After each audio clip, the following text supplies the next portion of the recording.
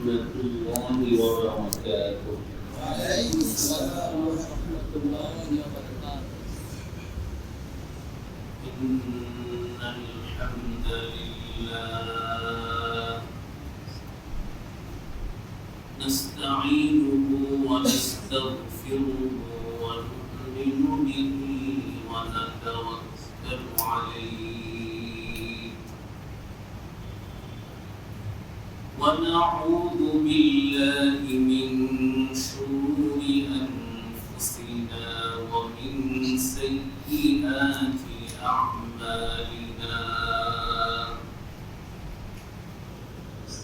من يهد الله فلا مضل له ومن يضلل فلا هادي له.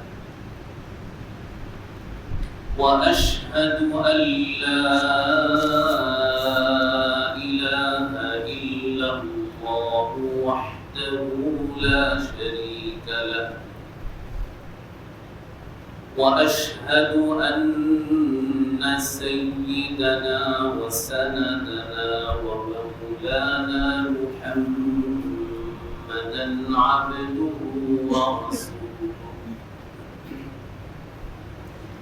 صلى الله تعالى عليه وعلى آله وأصحابه وبارك وسلم تسليما كثيرا كثيرا.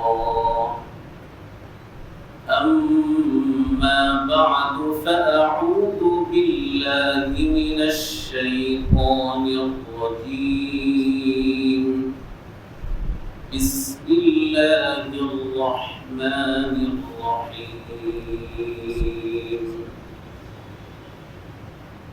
ادع إلى سبيل ربك بالحكمة والموعظة الحسنة وجادلهم بالتي هي أحسن. صدق الله مولانا العظيم.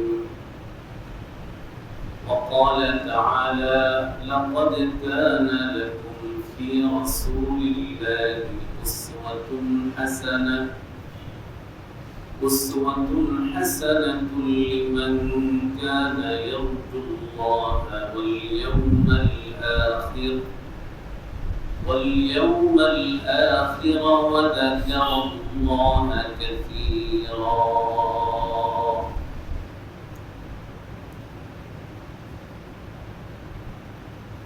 صدق الله العظيم.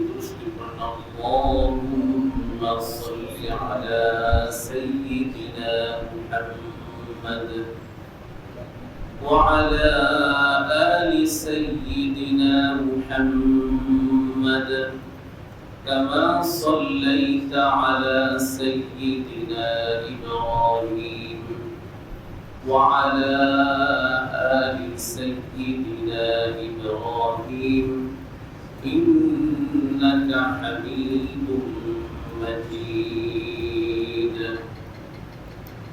اللهم بارك على سيدنا محمد وعلى آل سيدنا محمد كما صليت على سيدنا إبراهيم وعلى آل سيدنا إبراهيم إنك حميد مجيد. محترم উপস্থিতি, মহান আল্লাহ পাক রব্বুল আলামিনের দরবারে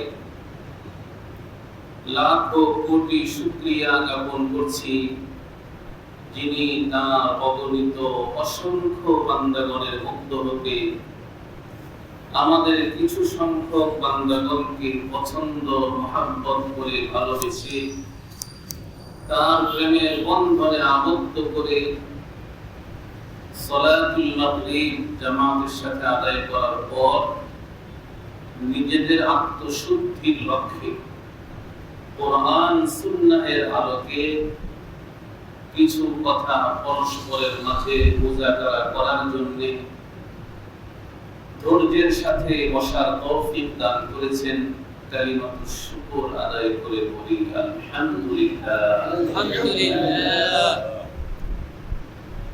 মাহে রবিউল আউয়াল, রবিউল আউয়ালের আজকে 3 তারিখ শুরু হয়েছে।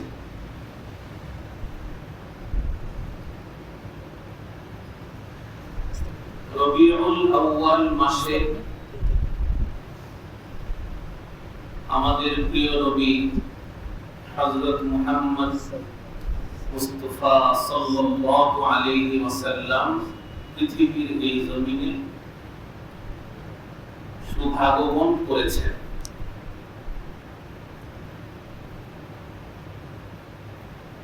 যে আগমনকে আমরা মিলাদুন নবী বলে থাকি। কি বলি? মিলাদুন নবী সাল্লাল্লাহু আলাইহি ওয়াসাল্লাম। রাসূলুল্লাহ সাল্লাল্লাহু আলাইহি ওয়াসাল্লামের আগমনকে মিলাদ বলা হয়। মিলাদুন নবী, আন-নবী শব্দের অর্থ হলো মুহাম্মদ সাল্লাল্লাহু আলাইহি ওয়াসাল্লাম। কোরআনুল কারীমের মাঝে যত জায়গায় আন-নবী শব্দ ব্যবহার হয়েছে, আর রাসূল ব্যবহার হয়েছে, ইয়া আইয়ুহার রাসূল, ইয়া আইয়ুহান নাবিয়্যু, এইভাবে আইয়ুহান নবী আইয়ুহার রাসূল অর্থ মুহাম্মদ সাল্লাল্লাহু আলাইহি ওয়াসাল্লাম। এখানে অন্য কোন নবী না, আমাদের প্রিয় নবীর কথা আল্লাহ বলেছে। আন-নবী আন-নবী বলে বলে কোরআনুল কারীমে যত জায়গায় এই শব্দ ব্যবহার হয়েছে। আর মিলাদ শব্দের শাব্দিক অর্থ হলো জন্ম, শুভ জন্ম। তাহলে এই পূর্ণ বাক্যটার অর্থ কি হলো? রাসূলুল্লাহ সাল্লাল্লাহু আলাইহি ওয়াসাল্লামের শুভ জন্ম, মিলাদুন নবী। আল্লাহর হাবিবের এই জন্মটা, মিলাদ, এটা পালনীয় না, এটা হচ্ছে আলোচনার বিষয়। এটা কিসের বিষয়? আলোচনার বিষয়। কাহারও জন্ম পালন করা যায় না, জন্ম আলোচনা করা যায়। আল্লাহর হাবিব কিভাবে দুনিয়াতে আগমন করেছে, আগমন করার পূর্বের যেই অলৌকিক বিষয়গুলো, আগমন করার সাথে সাথে অলৌকিক যে বিষয়গুলো জমিনে সংঘটিত হয়েছিল, এগুলো হচ্ছে আলোচনার বিষয়। জন্ম পালনীয় না, জন্ম কি? আলোচনার বিষয়। জন্ম দিবস উপলক্ষে মাহফিলের আয়োজন করে আলোচনা করা যেতে পারে, আলোচনা করা যেতে পারে, এতে কোনো সমস্যা নেই। কিন্তু পালন শব্দ হবে না। জন্ম পালন করছে এই শব্দটা ভুল। জন্ম দিবস কে উপলক্ষ করে জন্মের আলোচনা করছি, আলোচনা মাহফিল হবে, এটা সঠিক। রাসূলুল্লাহ সাল্লাল্লাহু আলাইহি ওয়াসাল্লামের হায়াতের প্রথম পাঠ হচ্ছে এটা। দ্বিতীয় আরেকটি পাঠ আছে সিরাতুন নবী। সিরাত শব্দের শাব্দিক অর্থ হচ্ছে জীবনধারা।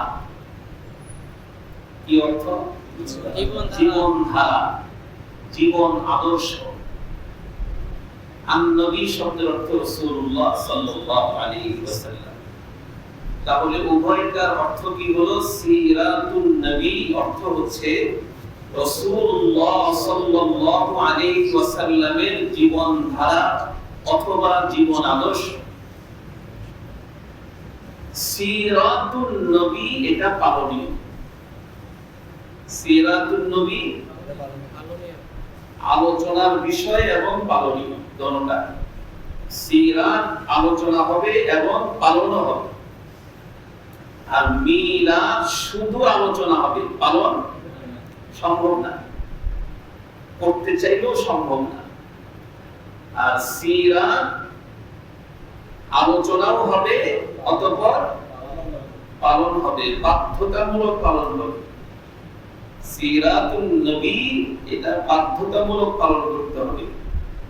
এখানে এই পালন করব না এই সুযোগ নেই। রাসূলুল্লাহ সাল্লাল্লাহু আলাইহি ওয়াসাল্লামের আগমনের পর থেকে, মিলাদের পর থেকে 40 বছর বয়স পর্যন্ত সিরাতের এটাও একটা অংশ। যদিও তিনি 40 বছরের আগে নবুয়ত পান নাই, নবুয়ত যেহেতু পান নাই সেহেতু এই 40 বছর বয়স পর্যন্ত যে হায়াত আল্লাহর হাবিবের, এটা কি সিরাত হবে না? অবশ্যই হবে। রাসূলুল্লাহ সাল্লাল্লাহু আলাইহি ওয়াসাল্লামের জন্মের পর থেকে 40 বছর বয়স পর্যন্ত পুরাটা সিরাত। এটাও কি সিরাতুন নবীর 3টি পাঠ রয়েছে। কয়টি পাঠ? 3টি। সিরাতুন নবীর 3টি পাঠ রয়েছে। এক নম্বর, নবুয়তের পূর্বের 40 বছরের হায়াত, মক্কার জীবন।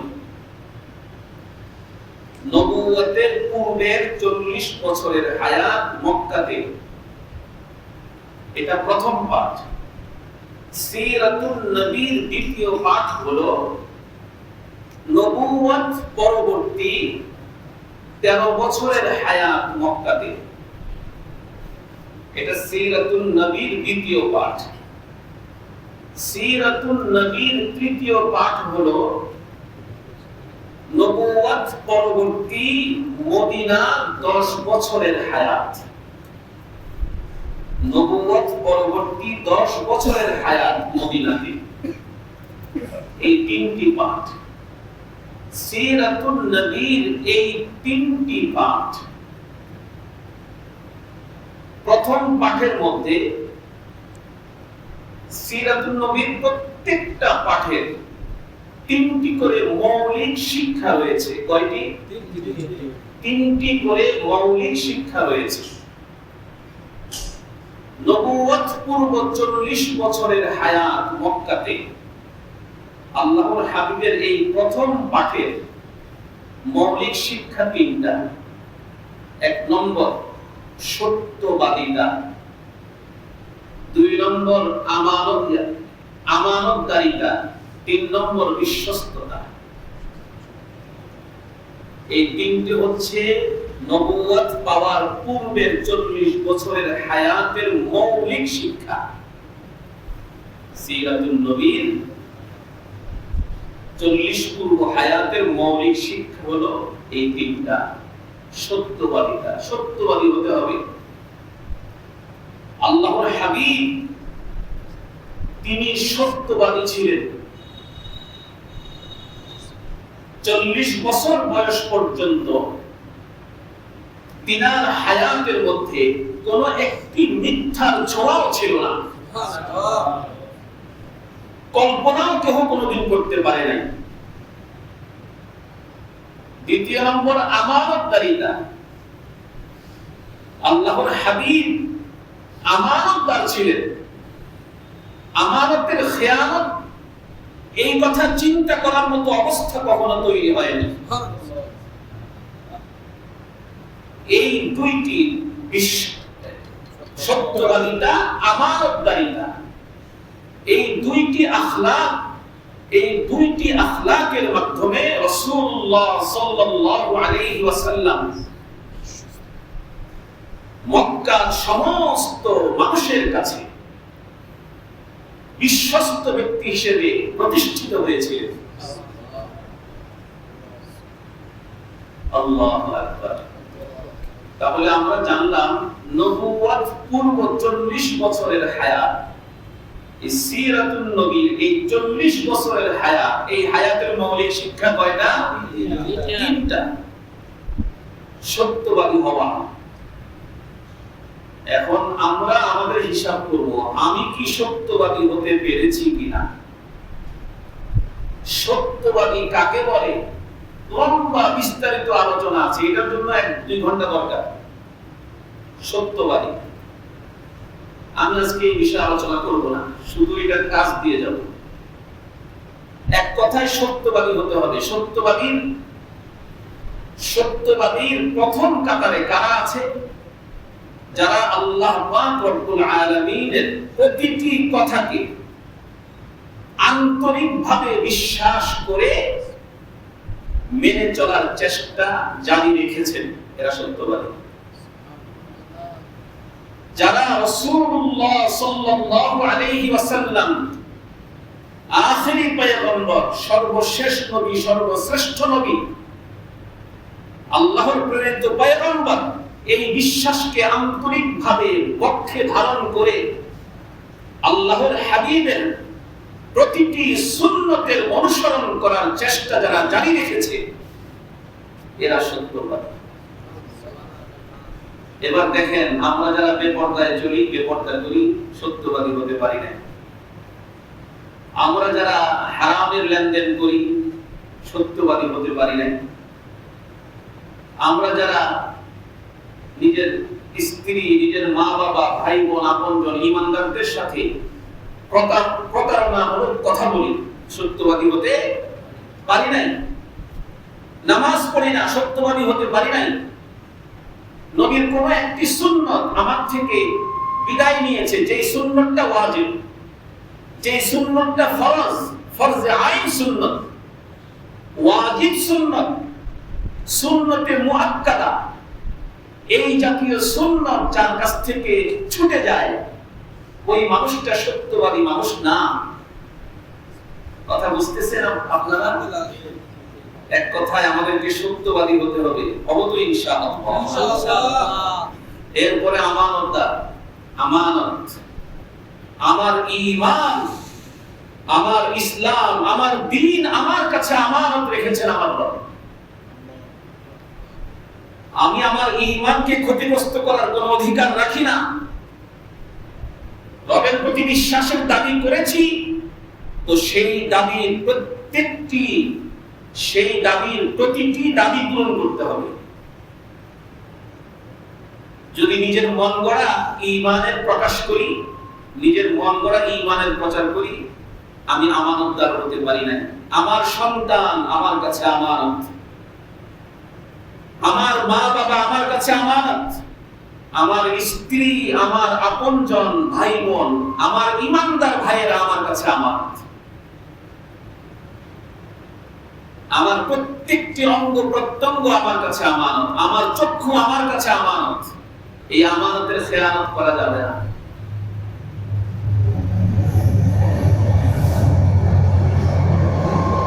যদি আমরা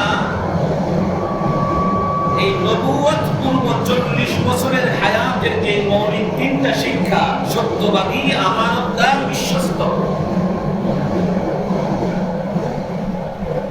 এই তিনটি যদি অর্জন করতে পারি, যদি সত্যবাদী হতে পারি, আমানতদার হতে পারি, বিশ্বস্ত হতে পারি, আমার মুসলমান ঈমানদার ভাইরা আমাকে একজন বিশ্বস্ত মানুষ হিসেবে যদি গ্রহণ করে, আমানতদার, সত্যবাদী হিসেবে যদি গ্রহণ করে, তাহলে আমাদের দ্বারা দ্বীনের কাজ, দ্বীনের প্রচার প্রসার করা সহজ হবে না কঠিন হবে? সহজ হবে। এটা গ্রহণযোগ্যতা তো লাগবে না? তো বলতেছিলাম প্রথম পাঠের শিক্ষা তিনটা, দ্বিতীয় পাঠের শিক্ষাও সিরাতুন নবীর দ্বিতীয় পাঠ, এই পাঠের শিক্ষাও কি? তিনটা। 13 বছরের হায়াত, নবুয়ত পরবর্তী 13 বছরের হায়াত মক্কাতে। এই 13 বছরের হায়াতের শিক্ষাও তিনটা। কয়টা? এক নম্বর দাওয়াত। এক নম্বর কি? দাওয়াত। দুই নম্বর ধৈর্য, দুই নম্বর ধৈর্য, ধৈর্য, তিন নম্বর ক্ষমা, তিন নম্বর কি ক্ষমা, ক্ষমা, দাওয়াত, ধৈর্য, ধৈর্য, ক্ষমা। ক্ষমা, ক্ষমা। এই তিনটা হলো মৌলিক শিক্ষা মক্কার 13 বছরের হায়াতে। অতঃপর হিজরত করে মদিনায় যাওয়ার পরে মদিনার 10 বছরের হায়াত, সিরাতুন নবীর এই তৃতীয় পাঠ, এই তৃতীয় পাঠের শিক্ষাও তিনটা। কয়টা? তিনটা। হিজরত 1 নম্বর, হিজরত 2 নম্বর জিহাদ, 3 নম্বর খিলাফত। হিজরত, জিহাদ, খিলাফত।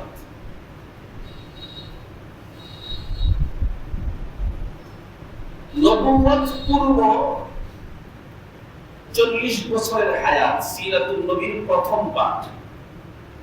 সিরাতুন নবীর প্রথম পাঠ, এটা হলো দ্বিতীয় এবং তৃতীয় পাঠের মূল ভিত্তি বা ফাউন্ডেশন। সিরাতুন নবীর দ্বিতীয় এবং তৃতীয় পাঠের মূল ভিত্তি কোনটা? সত্যবাদী, আমানতদার, বিশ্বস্ততা। অর্থাৎ সিরাতুন নবীর প্রথম পাঠ, সেটা হলো দ্বিতীয় এবং তৃতীয় পাঠের মূল ভিত্তি বা ফাউন্ডেশন।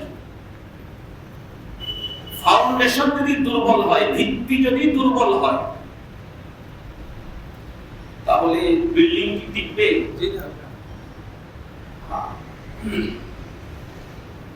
খুব ভালো রকম খেয়াল করে, গুরুত্বপূর্ণ কথা এটা, যে নবুয়ত পূর্ব 40 বছরের হায়াতের যে মৌলিক তিনটা শিক্ষা, এই তিনটা শিক্ষা হলো সিরাতুন নবীর দ্বিতীয় এবং তৃতীয় পাঠের কি? ফাউন্ডেশন, মূল ভিত্তি। আল্লাহু আকবার। রাসূলুল্লাহ সাল্লাল্লাহু আলাইহি ওয়াসাল্লামের নবুয়ত পূর্ব 40 বছরের হায়াত তিনার নবুয়তের দলিল।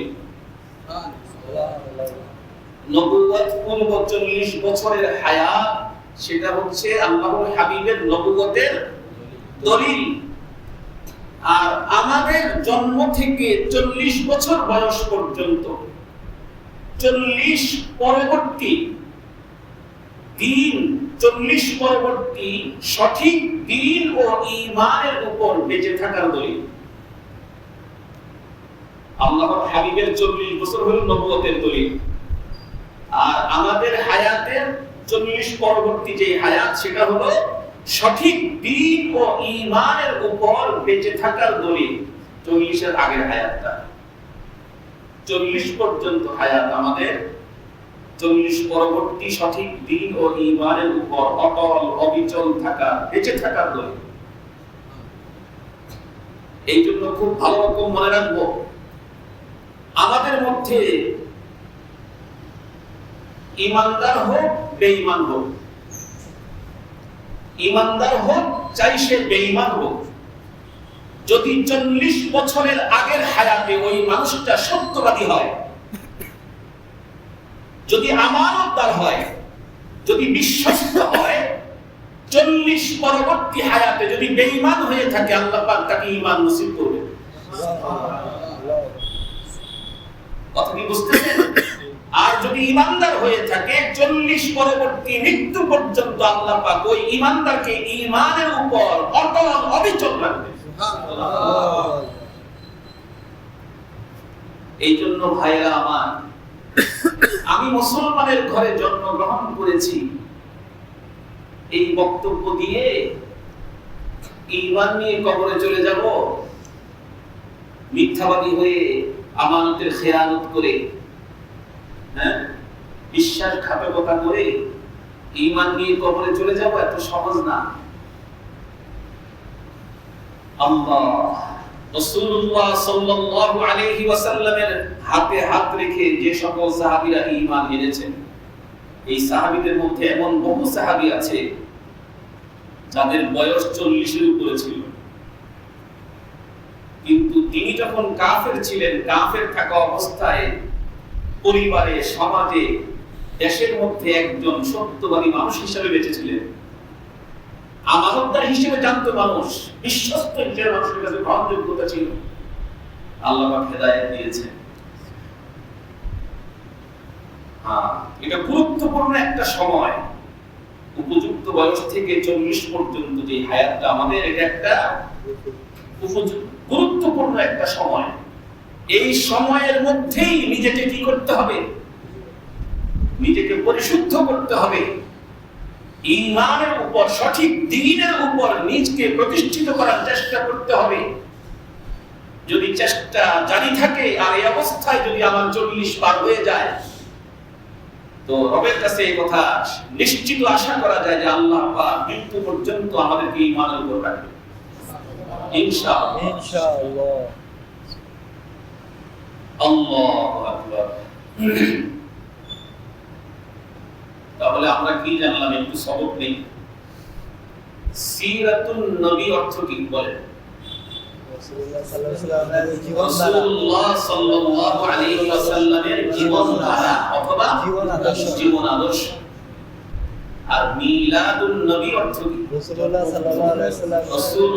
সাল্লাল্লাহু আলাইহি ওয়াসাল্লামের শুভ জন্ম। মিলাদুন নবী এটা আলোচনার বিষয়, আর সিরাতুন নবী আলোচনা অথবা পালনীয় বিষয়। সিরাতুন নবীর কয়টি পাঠ? তিনটি পাঠ। প্রথম পাঠ নবুয়তের পূর্ব 40 বছরের হায়াত মক্কাতে, নবুয়ত পরবর্তী 13 বছরের হায়াত মক্কাতে, নবুয়ত পরবর্তী 10 বছরের হায়াত মদিনাতে। প্রথম পাঠ সিরাতুন নবীর প্রথম পাঠের মৌলিক শিক্ষা কয়টি বলেন? সত্যবাদিতা, আমানতদারিতা, বিশ্বস্ততা। সিরাতুন নবীর দ্বিতীয় পাঠের মৌলিক শিক্ষা কয়টি? তিনটি। কি কি বলেন? দাওয়াত, ধৈর্য, ক্ষমা। দাওয়াত, ধৈর্য, ক্ষমা। তৃতীয় পাঠের মৌলিক শিক্ষা কয়টি? কি কি বলেন? হিজরত, জিহাদ, খিলাফত। আল্লাহু আকবার। এবার প্রথম পাঠ যেহেতু দ্বিতীয় এবং তৃতীয় পাঠের মূল ভিত্তি, তো ভিত্তি যদি মজবুত হয়, তখন যদি আমরা দ্বিতীয় পাঠ থেকে শুরু করি, দ্বিতীয় পাঠের প্রথম মৌলিক শিক্ষা হলো দাওয়াত। তো আমরা দাওয়াতি কাজ করব।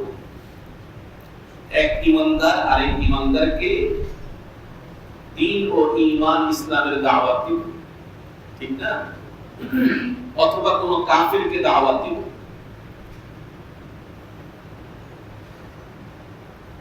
যদি আমার মূল ভিত্তি সঠিক হয়, তাহলে আমার দাওয়াত দেওয়াটাও সঠিক হবে। আমাদের সমাজে বহু মুসলমান, এক মুসলমান আরেক মুসলমানকে দাওয়াত দেয় কিনা? আর কথা বলেন না? সকলের দাওয়াত কি সঠিক? সকলেরটা কি সঠিক পদ্ধতিতে হয়? অথবা সঠিক দ্বীনের দাওয়াত দেয় না? অনেকে আছে সঠিক দাওয়াতের কাজ করতে পারে। এটার কারণ হলো এটা, ভিত্তি কি সঠিক, ফাউন্ডেশনটা ঠিক, ফাউন্ডেশন মজবুত, এই জন্য তার দাওয়াতের কাজ সঠিক।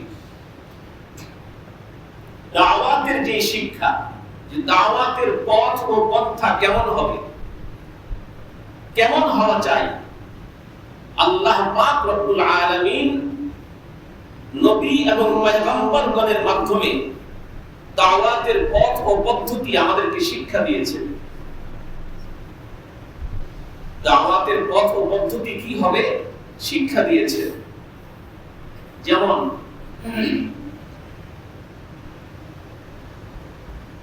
পয়গম্বরগণের মধ্যে একজন বড় পয়গম্বর হযরত মূসা আলাইহিস সালাম, যার কথা, যে পয়গম্বরের কথা কোরআনুল কারীমের মাঝে ব্যাপকভাবে আলোচনা করা হয়েছে। মুসা আলাইহিস সালামকে আল্লাহ পাক দাওয়াত কিভাবে দিতে হবে শিক্ষা দিয়েছে, আমাদের নবীকেও শিক্ষা দিয়েছে দাওয়াত কিভাবে দিতে হবে। দাওয়াত কিভাবে দিতে হবে এই কথা জানাতে গিয়ে আল্লাহ পাক রব্বুল আলামিন আল্লাহর হাবিবকে বলছেন, আউযু বিল্লাহি মিনাশ শাইতানির রাজীম, উদউ ইলা সাবিলি রাব্বিকা বিল হিকমাতি ওয়াল মাউইযাতিল হাসানাহ ওয়াজাদিলহুম বিল্লাতী হিয়া আহসান। রব্বুল আলামিন বলেন যে তুমি দাওয়াত দাও, আপনি দাওয়াত দেন আপনার প্রতিপালকের পথের দিকে। কিভাবে? হিকমত দ্বারা, জ্ঞান এবং যুক্তির মাধ্যমে, সঠিক ইলম এবং যুক্তির মাধ্যমে আপনি দাওয়াত দেন। ওয়াল মাউইযাতিল হাসানাহ, এবং উত্তম উপদেশের মাধ্যমে আপনি দাওয়াত দেন। ওয়াজাদিলহুম বিল্লাতী হিয়া আহসান, এই দাওয়াত দিতে গিয়ে কারোর সাথে যদি বিতর্ক করতে হয় আল্লাহ পাক বলতেছেন তো আপনি তার সাথে উত্তম ভাবে বিতর্ক করুন। কিভাবে? উত্তম ভাবে বিতর্ক করুন, উত্তম ভাবে। এখানে আল্লাহ পাক রব্বুল আলামিন দাওয়াত দেওয়ার তিনটা মূল নীতি বয়ান করেছেন। দাওয়াতের তিনটা মূল নীতি বয়ান করেছেন আল্লাহ পাক রব্বুল আলামিন। এক নম্বর মূল নীতি হলো হিকমা, প্রজ্ঞা। হিকমার মাধ্যমে দাওয়াত দেওয়া, অর্থাৎ সঠিক ইলম এবং যুক্তির মাধ্যমে বোঝানো। সঠিক ইলম এবং যুক্তির মাধ্যমে বোঝানো, এই হচ্ছে হিকমা। দ্বিতীয় নম্বর মূলনীতি মাউইযায়ে হাসানা, উত্তম উপদেশ, অর্থাৎ হৃদয়ে গ্রাহী কথার মাধ্যমে দাওয়াত দেওয়া, বোঝানো। কর্কশ ভাষায় না, আক্রমণমূলক কথা দিয়ে না। এই আপনি নামাজ পড়েন না কেন, এই আপনি পর্দা করেন না কেন, না এইভাবে না। উত্তম কথার মাধ্যমে, অর্থাৎ হৃদয়ে গ্রাহী কথা, এইভাবে দাওয়াত দেওয়া, এটা দ্বিতীয় নম্বর মূলনীতি। তৃতীয় নম্বর মূলনীতি জাদিলহুম বিল্লাতী হিয়া আহসান, বিতর্কের মাধ্যমে দাওয়াত দেওয়া, বোঝানো। সেটা কেমন? নম্র ভদ্রভাবে সঠিক ইলমের মাধ্যমে যুক্তি পেশ করে তাকে বোঝানো। এই হচ্ছে জাদিলহুম বিল্লাতী হিয়া আহসান। এই তিনটি মূলনীতি আল্লাহ পাক বয়ান করেছেন যে দাওয়াত হবে এই তিন মূলনীতির আলোকে। আল্লামা ইবনে কাসির রাহমাতুল্লাহি আলাইহি তিনি হিকমা ব্যাখ্যা করেছেন যে হিকমা অর্থ হলো কোরআন এবং সুন্নাহের ইলম। হিকমা অর্থ হলো কোরআন এবং সুন্নাহের ইলম। কাউকে হিকমত অবলম্বন করে দাওয়াত দেওয়ার অর্থ হচ্ছে কোরআন এবং সুন্নাহের মাধ্যমে দাওয়াত দেওয়া। ইমাম কুরতুবী রাহিমাহুল্লাহ তিনি বলেন যে হিকমার অর্থ হচ্ছে সঠিক ইলমের মাধ্যমে, সঠিক পদ্ধতিতে সঠিক কথা বলা। সঠিক ইলমের মাধ্যমে, সঠিক পদ্ধতিতে সঠিক কথা বলা, এটাই হচ্ছে হিকমা। এই হিকমার মাধ্যমে দাওয়াত দেওয়া, যে হিকমা আল্লাহ পাক রব্বুল আলামিন নবী রাসূলগণকে শিক্ষা দিয়েছিলেন। নবী রাসূলগণ, আল্লাহর হাবিব, সাহাবায়ে কেরাম রাদিয়াল্লাহু তাআলা আলাইহিম আজমাইন কি শিক্ষা দিয়েছিলেন। আল্লাহ পাক মুসা আলাইহিস সালামকে শিক্ষা দিয়েছেন, আউযু বিল্লাহি মিনাশ শাইতানির রাজীম, ইযহাবা ইলা ফিরআউনা ইন্নাহু তাগা।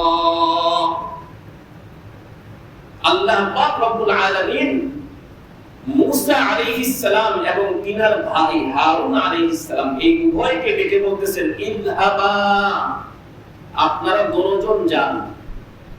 কোথায়? ইলা ফিরআউনা, ফিরআউনের কাছে। আপনারা উভয় ফিরআউনের কাছে যান। ইন্নাহু তাগা, ফিরআউন সে সীমা লঙ্ঘন করেছে। অতঃপর আল্লাহ পাক রব্বুল আলামিন বলেন, ফাকুলা লাহু কওলাল লাইয়িনা,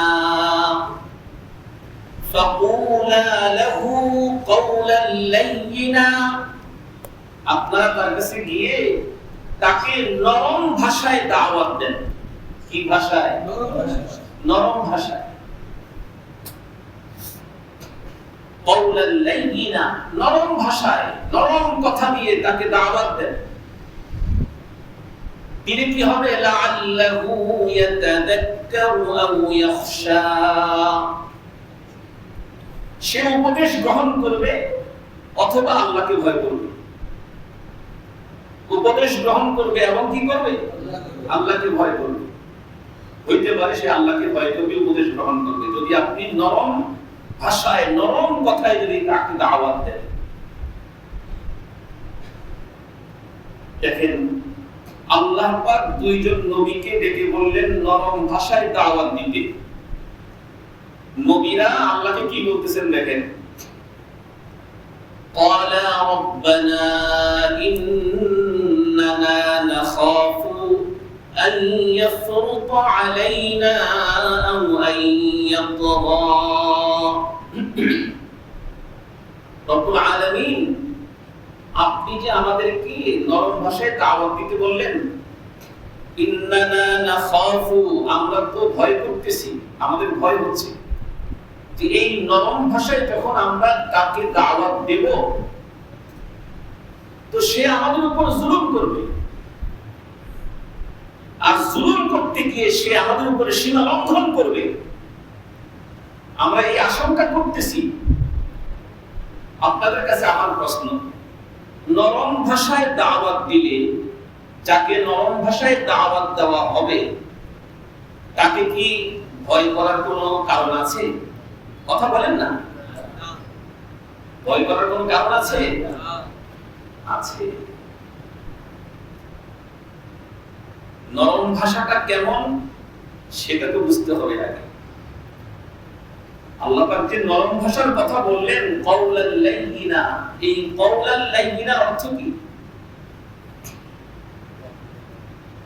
ইন্নানা নাখাফু আন ইয়াফরুতা আলাইনা আও আন ইয়াতগা, এমন নরম ভাষায় দাওয়াত দিতে বলছেন আল্লাহ পাক যে মুসা আলাইহিস সালাম, হারুন আলাইহিস সালাম ভয় পেয়েছেন যে দাওয়াত নরম ভাষায় তো দিব, ঠিক দেওয়ার পরে সে তো আমার উপর জুলুম করবে, জুলুম করতে গিয়ে সীমা লঙ্ঘন করবে, আশঙ্কা করতেছি আমরা।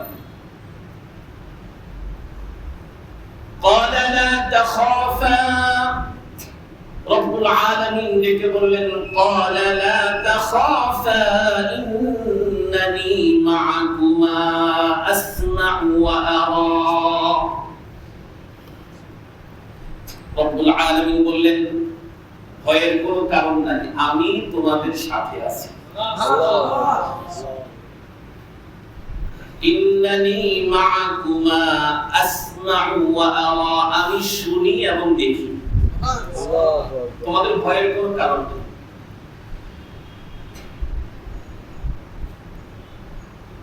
আচ্ছা, আল্লাহ পাক যখন এই কথা বলেছেন তো মুসা আলাইহিস সালাম আর হারুন আলাইহিস সালাম চলে গেছেন দাওয়াত দেওয়ার জন্য ফিরআউনকে।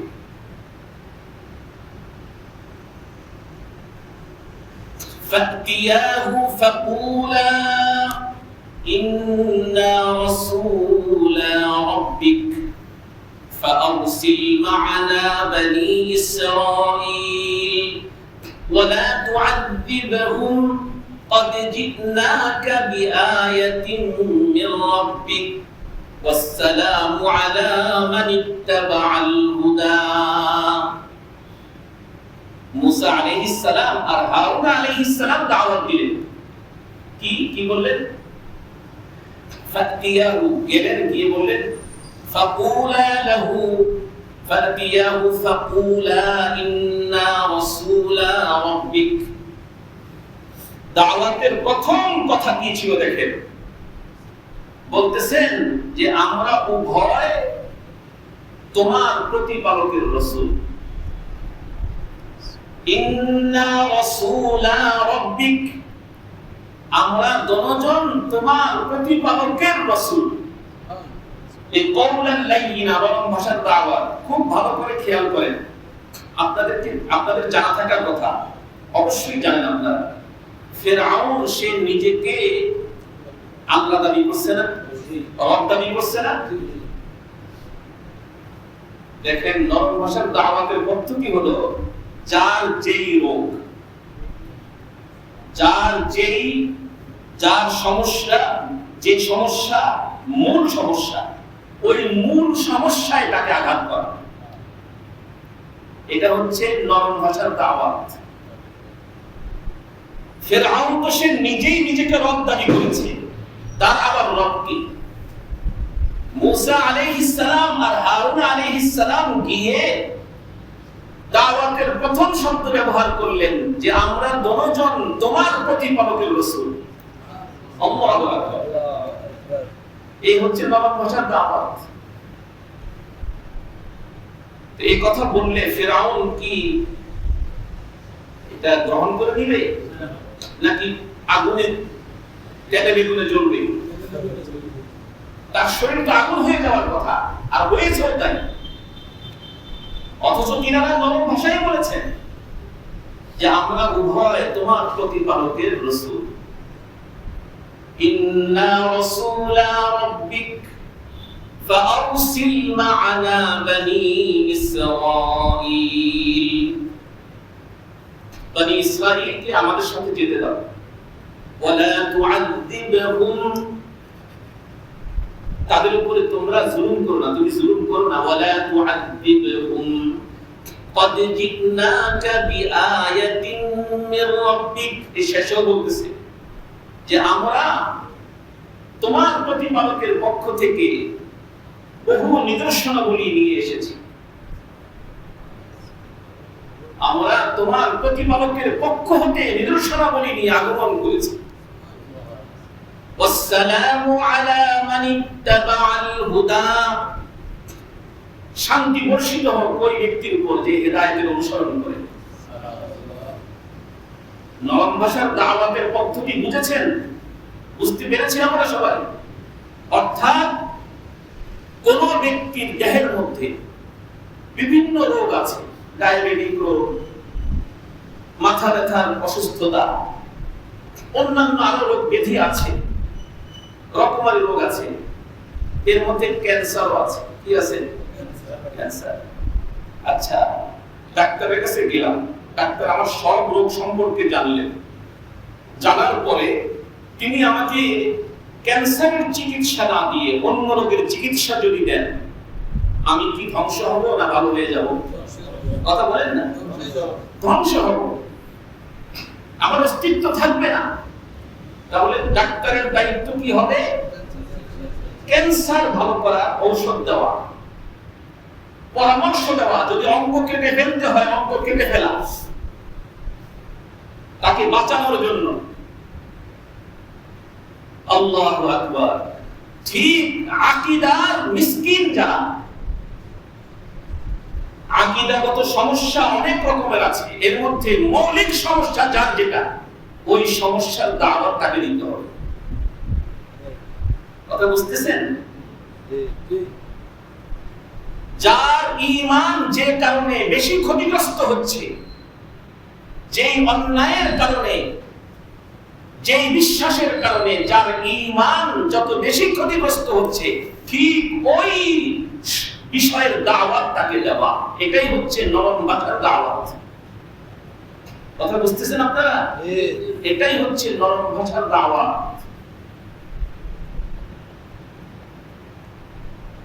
আল্লাহু আকবার।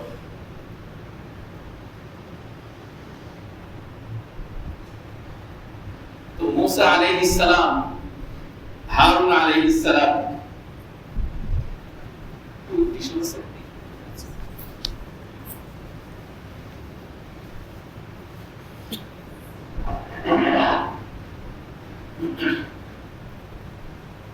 মুসা আলাইহিস সালাম, হারুন আলাইহিস সালাম নরম ভাষার দাওয়াত দিয়েছেন, আল্লাহ পাক এই পদ্ধতি শিখিয়েছেন। ফিরআউন মুসা এবং হারুন আলাইহিস সালামকে হত্যার পরিকল্পনা করেছে এই দাওয়াতের কারণে।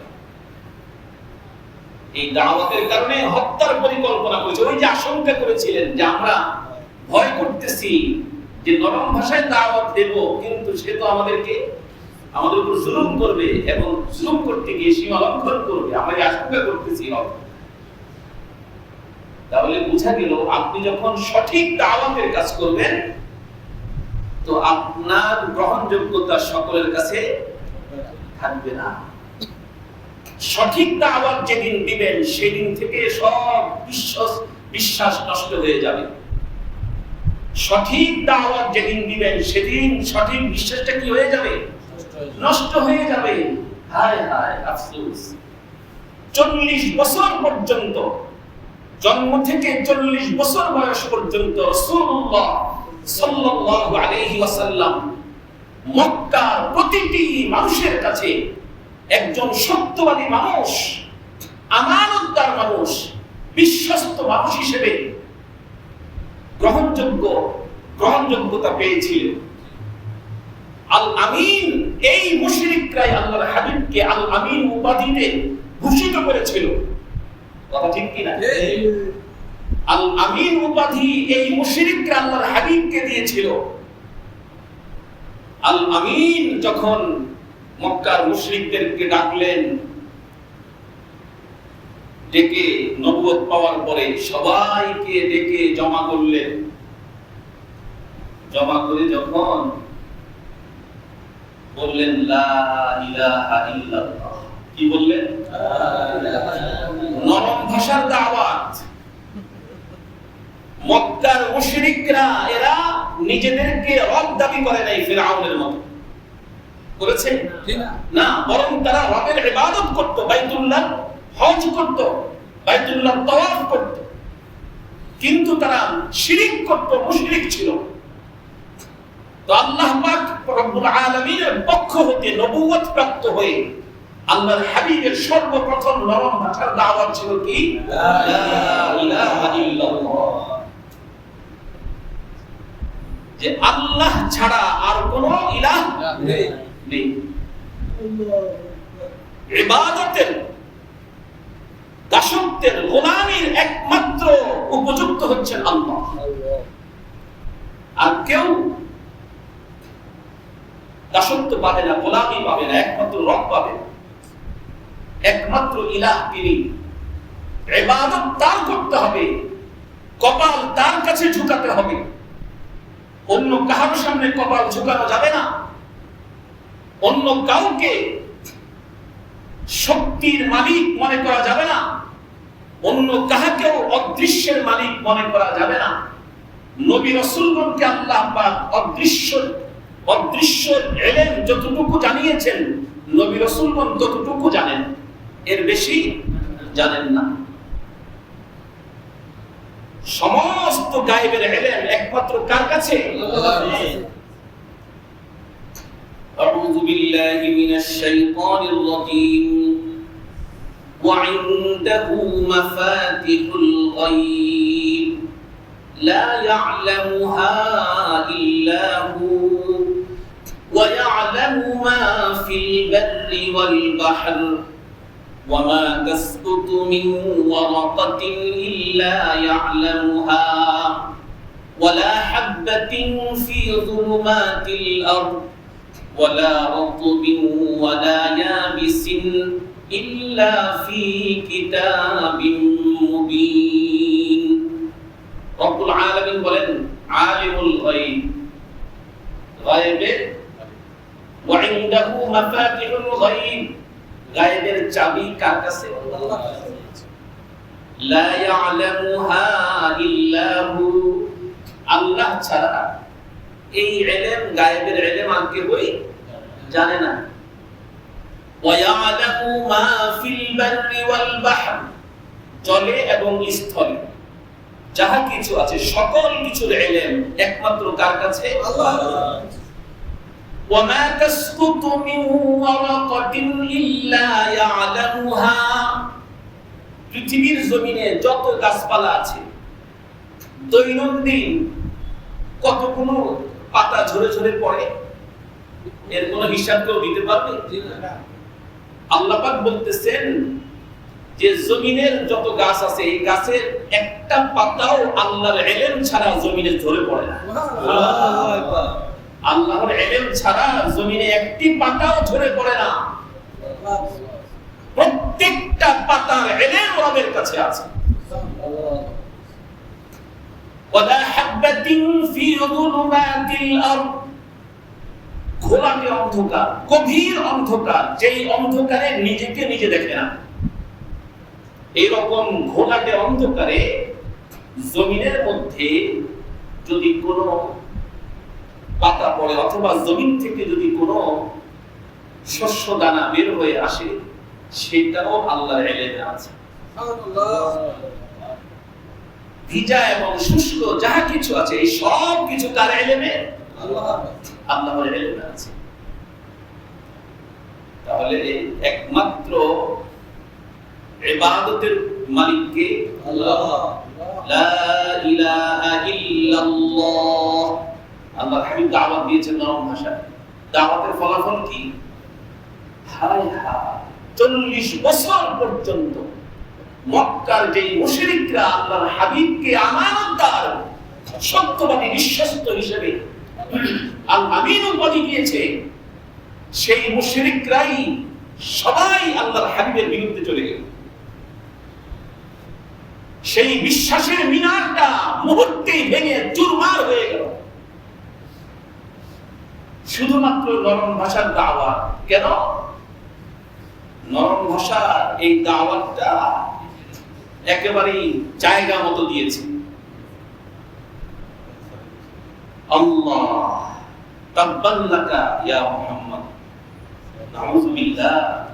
আবু লাহাব বলেছিল না, কত ভয়ঙ্কর শব্দ আবু লাহাবের জবান দিয়ে বের হয়েছে, ভয়ঙ্কর শব্দ। কোথায় সেই বিশ্বাসের মিনার? বলে এই জন্য আমার ভাইয়েরা, রাসূলুল্লাহ সাল্লাল্লাহু আলাইহি ওয়াসাল্লামের সিরাতের একটা অন্যতম শিক্ষা হলো দাওয়াত। আর এই দাওয়াত কিভাবে দিতে হবে আল্লাহ পাক কোরআনে বয়ান করেছেন। রাসূলুল্লাহ সাল্লাল্লাহু আলাইহি ওয়াসাল্লামের পুরো জীবন আমরা সামনে যদি আনি তাহলে দেখব কিভাবে দাওয়াত দিয়েছেন তিনি। প্রথম দাওয়াত ছিল লা ইলাহা ইল্লাল্লাহ, এই কালিমাকে, এই বিশ্বাসকে তোমরা মেনে নাও, শিরিক ছেড়ে দাও। আজকে আমরা শিরিক করতেছি, রকমারি শিরিক, কিন্তু এরপরেও নিজেকে বলতেছি ইমানদার, মুসলমান, আমি পাক্কা ইমানদার, পাক্কা মুসলমান, আমি আশিকে মাওলা, আমি আশিকে রাসূল, এরকম দাবি করা হচ্ছে, শিরিক করে করে দাবি করা হচ্ছে। আল্লাহ পাক আমাদেরকে বুঝার তৌফিক দান করেন। তো আমরা সবাই ইনশাআল্লাহ সবাই রাসূলুল্লাহ সাল্লাল্লাহু আলাইহি ওয়াসাল্লামের সিরাতের একটা দিক আমি আজকে বললাম, তাও সংক্ষিপ্ত ভাবে, সময় যেহেতু কম। দাওয়াত কি ভাষায় হবে? নরম ভাষায়। নরম ভাষার ব্যাখ্যাটা বুঝছেন তো আপনারা সবাই? যার মৌলিক সমস্যা যেটা, সেই মৌলিক সমস্যার দাওয়াত তাকে দেওয়া। যার সব ঠিক আছে, সব ঠিক আছে, কিন্তু আমলি জীবনে সে দুর্বল, সে নামাজ পড়ে না ঠিক মতো, তাকে নামাজের দাওয়াত দেওয়া। কথা বলছে, যার নামাজ ঠিক আছে কিন্তু বিশ্বাস, আকীদা, ঈমান ঠিক নেই, তাকে ঈমানের দাওয়াত দেওয়া, নামাজের দাওয়াত না। তার দাওয়াত হবে ঈমানের, নামাজের না। কথা বুঝতেছেন? আমরা তো ভুল করি, আমাদের মধ্যে ব্যাপকভাবে দাওয়াতের এই কাজটা প্রচলিত। কি ঈমান যেমনই হোক, সবাই খালি নামাজের দাওয়াত দেয়, বিভিন্ন আমলের দাওয়াত দেয়, সকাল সন্ধ্যা এই আমল করবেন, 5 ওয়াক্ত নামাজ পড়বেন, কিন্তু ঈমানকে পরিশুদ্ধ করার দাওয়াত দেয় না। অথচ সে জানে যে ঈমান বিধ্বংসী কাজগুলোর মধ্যে এই মানুষটা লিপ্ত। এই জন্য দাওয়াত সঠিক পদ্ধতিতে হতে হবে ইনশাআল্লাহ। আল্লাহ পাক আমাদের সকলকে বুঝার তৌফিক দান করুন, আমিন। আল্লাহুম্মা সাল্লি আলা মুহাম্মাদ ওয়া আলা আলি মুহাম্মাদ কামা সাল্লাইতা আলা ইব্রাহিম ওয়া আলা আলি ইব্রাহিম ইন্নাকা হামিদুম মাজিদ। اللهم بارك على محمد وعلى آل محمد كما باركت على إبراهيم وعلى آل إبراهيم إنك حميد مجيد. الحمد لله رب العالمين، والصلاة والسلام على رسوله الكريم نبينا محمد وعلى آله وأصحابه أجمعين. يا أرحم الراحمين، يا أرحم الراحمين، يا أرحم الراحمين، يا حي يا قيوم برحمتك نستغيث يا ذا الجلال والإكرام. حسبنا الله ونعم الوكيل،